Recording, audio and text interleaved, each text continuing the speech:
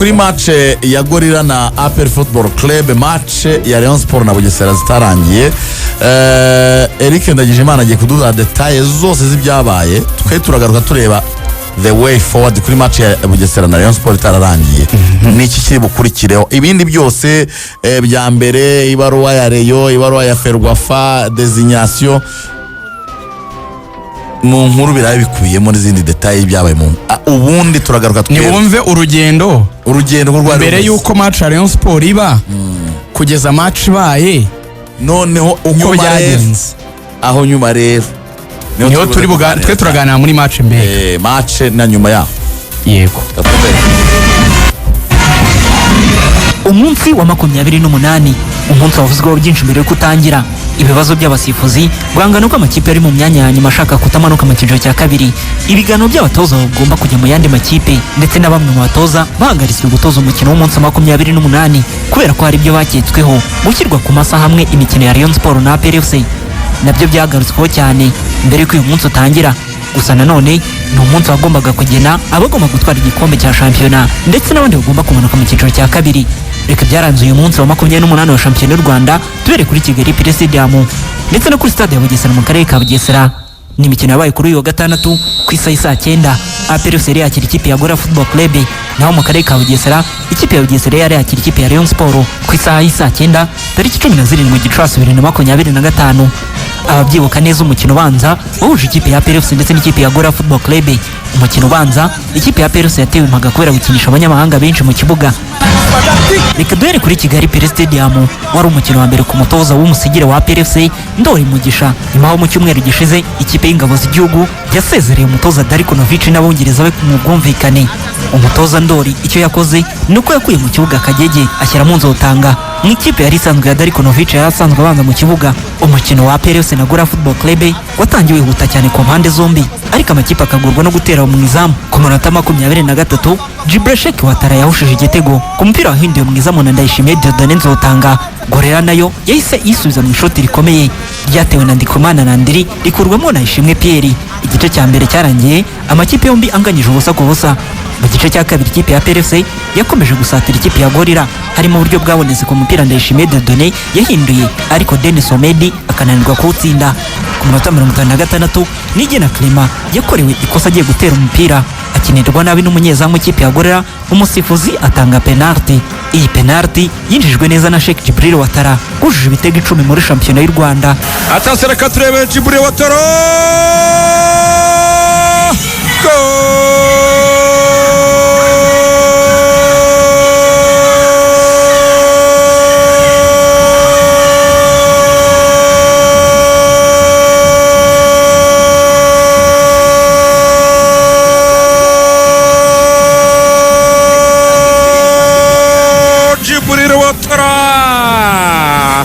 sansanike nziza cyane Jibril Watara areba umuzamu ntagisa nayo Serge uburyo ahagaze.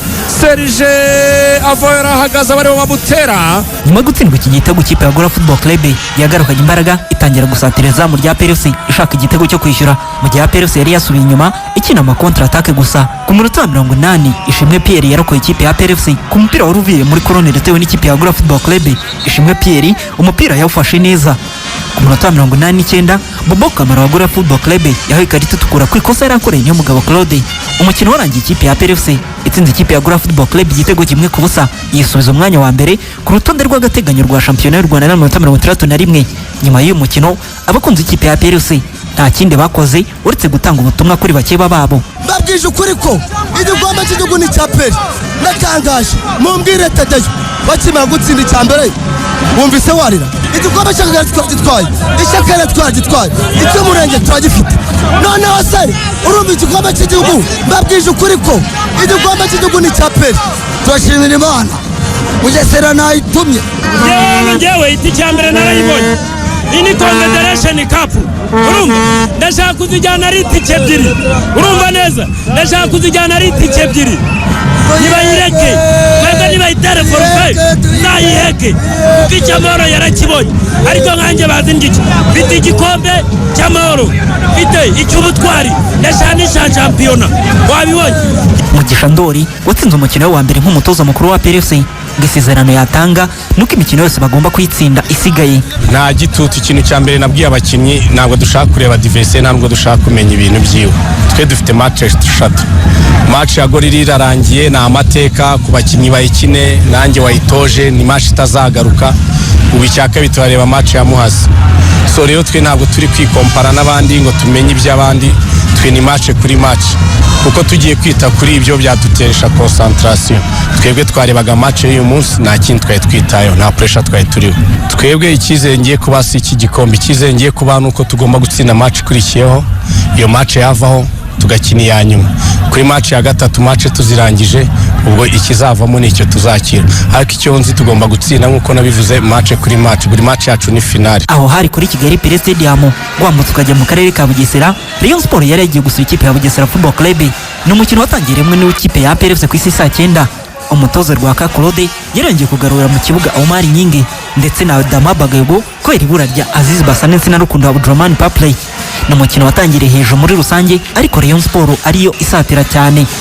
Byatumye ku munota wa gatandatu ibona igitego cyatsinzwe na Bedi Biramahire, ariko umusifuzi Ngabo y'Isonga Patrick utarigeze uhuza n'abariyo ku byemezo byinshi yagiye afata, avuga ko Biramahire Bedi yari yabanje gusunikana. Ubwugarizi bwa Rayon Sport bwarimo Omar Nyinge wari wasimbuye Kabange afatanyije na Yusuf Diagne batangiranye guhuzagurika mu minota ya mbere kuri Bugesera. Yababonyemo amahirwe yo gufungura amazamu ariko ntiyabyara umusaruro. Ku munota 13 Umar Abba wa Bugesera yahinduye umupira mu rubuga rw'amahina. Ku ruhande rw'ibumoso usanga Dukundane Pacifique hanze y'urubuga rw'amahina gato. Uyu mupira yawinjije mu rubuga rw'amahina maze Ruhinda Faruku atsinda igitego cya mbere cy'ikipe ya Bugesera Football Club. muremure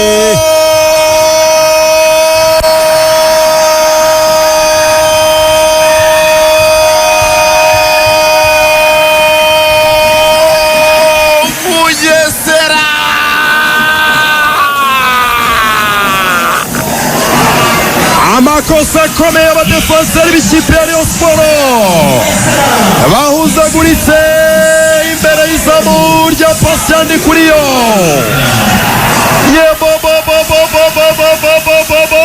Faruk Santongo. Mu bihe bitandukanye by'uyu mukino abakinnyi ba Rayon Sport bagiye bagaragaza kutishimira ibyemezo by'abasifuzi, abafana nabo bakabatera akanyabugabo. N'ubundi bari bagaragaje ko aba basifuzi bari bahawe uyu mukino bari bamaze iminsi batitwara neza. Igice cya mbere cyarangiye Bugesera Football Club iri imbere n'igitego kimwe, maze mu gice cya kabiri ku minota 52 rutayizamu Biramahire Abedi akorerwa ikosa mu rubuga rw'amahina ryari kuvamo penalty mu mboni z'abariyo, ariko umusifuzi Ngabo y'Isonga Patrick avuga ko nta cyabaye. Bugesera yahise izamukana umupira vuba yihuta igera mu rubuga rw'amahina rwa Rayon Sport, maze umusifuzi avuga ko Ishimwe Fisto yakoreye ikosa Ruhinda Faruku tishimiye n'abakunzi b'ikipe ya Rayon Sport atanga penalty. Iki cyemezo nicyo cyabaye imbarutso y'ibyabaye byose, aho abakinnyi ba Rayon Sport n'abafana batigeze babyishimira kugeza ubwo babwiye umunyezamu wabo Ndikuriyo Pasi ko yava mu izamu. Abakinnyi bakomeje gushyamirana babwira nabo umusifuzi wo hagati mu kibuga, ariko birangira umunyezamu Ndikuriyo Pasi agarutse mu izamu nyuma y'iminota 6 umukino uhagaze. Omar Abba niwe wateye penalty y'igitego cya kabiri. Omar Abba aritakuma, atansiyo reka turebe. Gol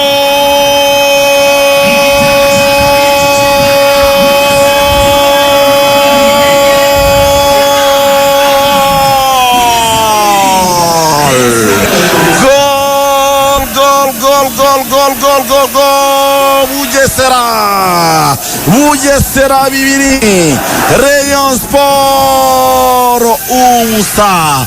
Maze nyuma yo kwinjizwa igitego abafana bari ku gice cyahasigaye hose hari itaka risanzwe ribamo amabuye, batangira gutera ibirimo amabuye. Umusifuzi wa kabiri w'igitambaro Ruhumuriza Justin, uyu musifuzi yeza ava ku ruhande yari ariho aza mu kibuga mwa hagati. Umukino nyongera gutangizwa kugeza ubwo polisi ndetse n'abakinnyi ba Rayon Sport bagiye gusaba abafana ba Rayon Sport guhagarika ibyo barimo gukora, ariko bikaba byusa. Nyuma yo gutsinda igitego cya kabiri ikipe ya Bugesera Football Club, umukino niwo ugize ukomeza kuko wahagaze iminota 20 amakipe yombi akiri mu kibuga yewe n'abasifuzi nabo bari bahari. ku isaha y'isa 10:35 nibwo komiseri w'umukino Munyemana Hudu yavuze ko umukino uhagaze kubera umutekano muke uri kuri stade ya Bugesera. Ibi byatangarijwe abafana benshi bari bitabiriye uyu mukino, maze umukino usubikwa gutyo. Ishimwe Fisto niwe wakoze kuri Ruhinda Faruku, umusifuzi atangamo penalty. Guhara uko byagenze, wari umukino utoroshye, wari umukino urimo amakosa menshi twagerageje gukina, ariko birangiye kuri ya nyine nk'uko namwe mubibonye. Urabona ko abafana bo action wenda bagaragaje ni uburakari wenda bitewe n'ibyabaye mu kibuga. Icyo twe twababuzaga ni ugukomeza kuheza amabuye mu kibuga atagira n'ubikomerekeramo. Icyiza ni uko hari kamera, action kandi iragaragara, urumva basubiramo inyuma bakareba kuko njye sinaho nahuriye nawe sinanamukozeho. Action cyiza ni uko kamera zihari bigaragara bagende barebe. Narebye usibye no kurebaho nanjye ubwanjye wari ukurikiye action sinigeze mukoraho penalty. Birumvikana niba uri muri action ukabona watanze penalty wenda utagizemo uruhare biragutungura nk'umukinnyi. Rayon Sport n'ikipe ya Bugesera Football Club zirakomeza gutegereza umwanzuro w'ishyirahamwe ry'umupira w'amaguru mu Rwanda, niba hari ikipe iri buze gufatirwa ibihano cyangwa se niba uyu mukino uri buze gukomeza gukinwa. Naho ubundi ikipe ya APR FC yamaze gufata umwanya wa mbere n'amanota 62, Rayon Sport ikaba iri ku mwanya wa kabiri n'amanota 59.